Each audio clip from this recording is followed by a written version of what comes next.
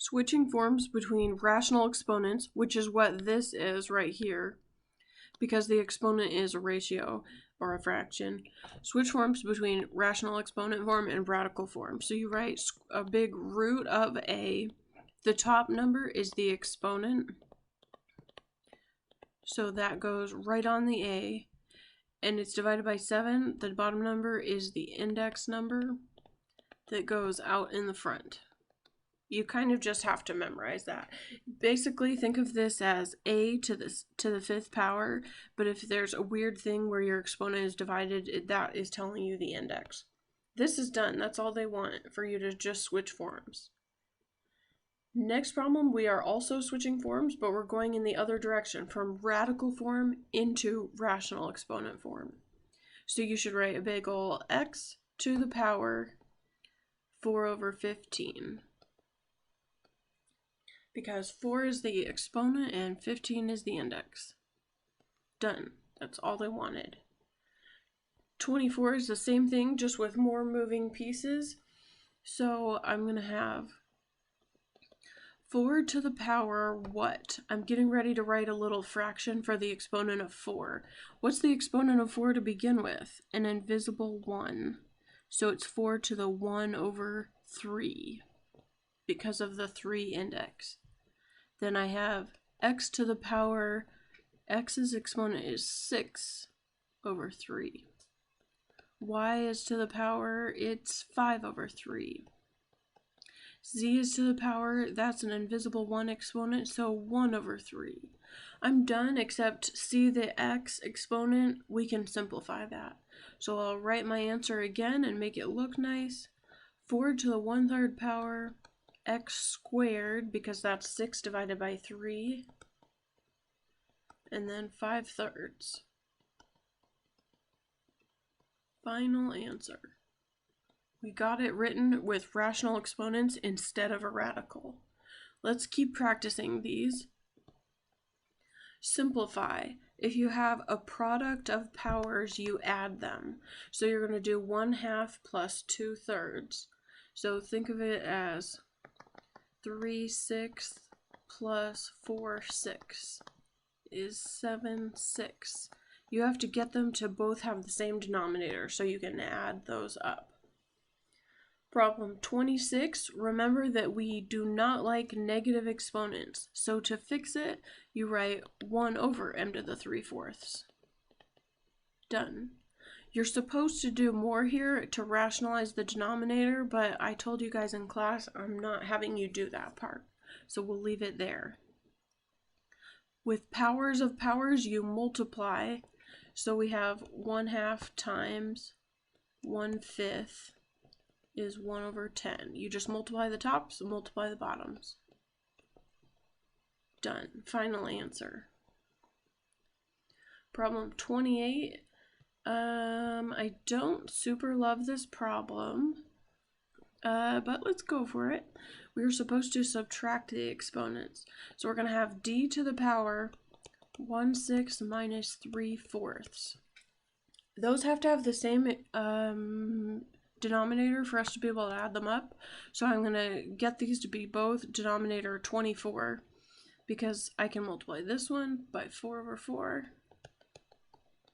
And I can multiply that one by 6 over 6. So we get negative 14 over 24, which was great, except we want it to be simplified. So let's reduce that down. 14 over 24 can reduce to 7 over 12. Negative 7 over 12. So I have my answer, d to the power negative 7/12, but remember we don't like negative exponents, so you have to flip it. 1 over d to the 7/12. And the 7/12 becomes positive.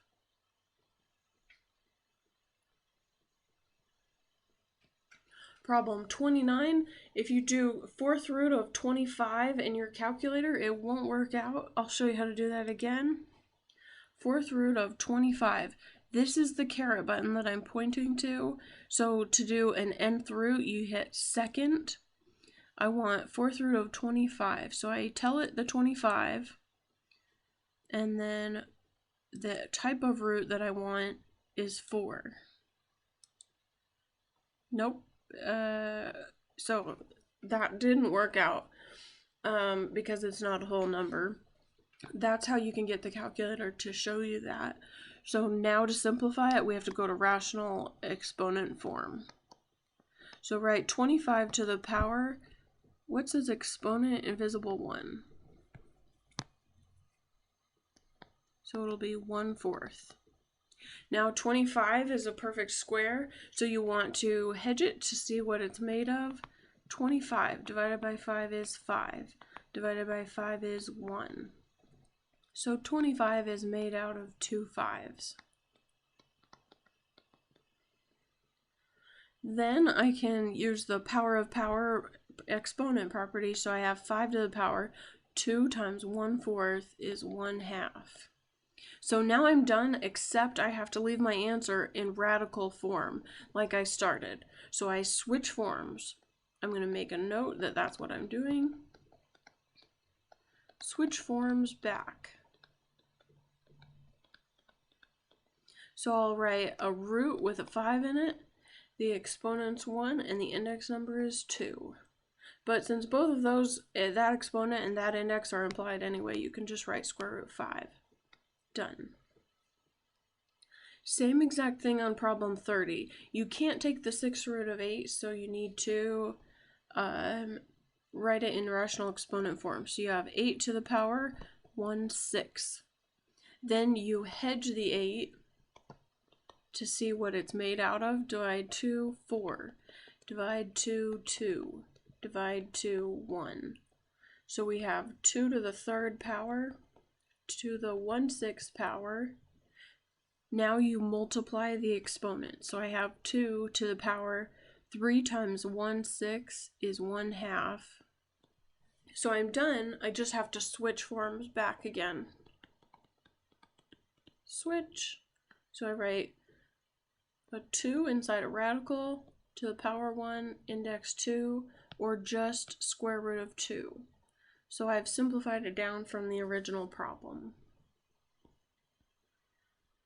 Next one is the easiest one of all. It doesn't look like it, but just put it in your calculator. Square root of 9, I know you know it's 3, but let's keep using the calculator because it's good practice.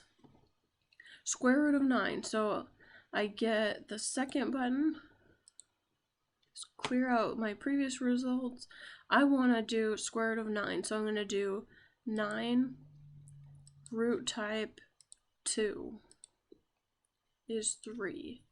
So the top just simplifies itself pretty easily. Then cube root of 64. So I'll clear that out and do 64, and then I need to hit second again, type of root 3. So the answer is 4. The cube root of 64 is 4. So be careful you don't just think square root of 64, it's 8. It's not a square root, it's a cube root. So that's our answer. You just had to pop both the top and the bottom into the calculator. And that is done.